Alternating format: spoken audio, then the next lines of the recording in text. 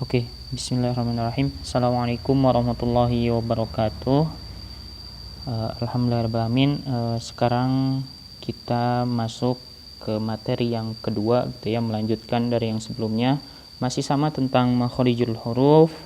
Yang sebelumnya telah kita pelajari yaitu tentang al-halqi, tenggorokan gitu ya. Ada beberapa huruf yang keluar dari tenggorokan, ada 6. Nah, di sini teman-teman bisa lihat tempat-tempat keluar hurufnya gitu ya. Kemudian sekarang akan kita coba lanjutkan masuk ke makharijul huruf yang kedua yaitu al-jauf di sini ya, yang rongga mulut gitu. Kita yang sedikit dulu ya. Masuk ke al-jauf. Nah, di sini al-jauf yang artinya rongga mulut.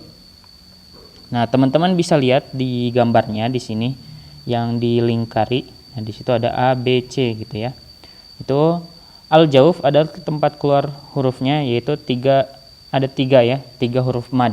Apa aja sih 3 huruf mad itu? Misalnya alif yang sebelumnya berharokat fathah, kemudian ya sukun yang sebelumnya berharokat kasroh, waw sukun yang sebelumnya berharokat dhammah. Jadi ketika pengucapan huruf mad di situ, mad di sini yang mad asli ya, itu tempatnya di situ gitu ya, di rongga mulut.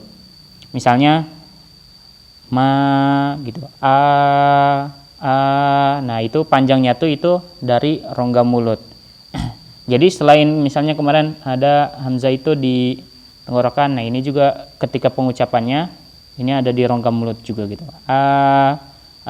Jadi huruf mad itu munculnya di sini. Jadi setelah nah yang itunya itu panjangnya itu dari rongga mulut.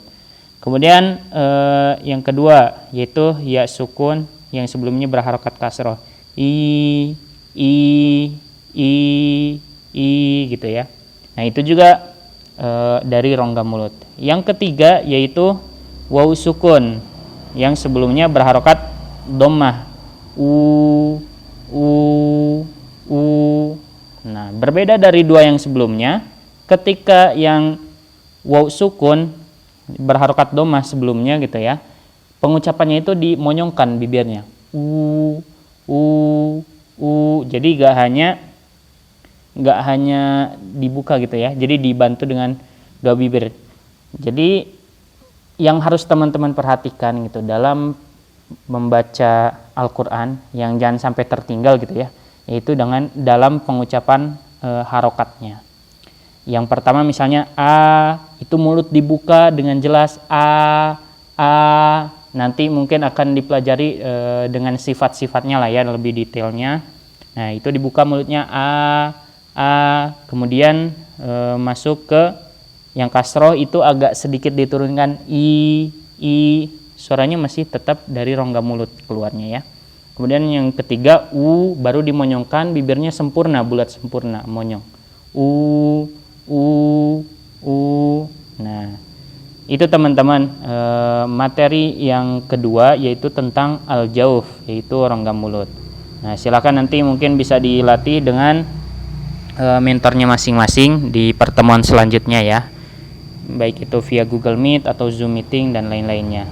Oke, terima kasih. Semoga teman-teman bisa memahami. Kalau sekiranya ada yang tidak dipahami, teman-teman bisa tanyakan ke mentornya masing-masing, bisa diskusi di grup ya. Oke, itu aja. Terima kasih. Assalamualaikum warahmatullahi wabarakatuh.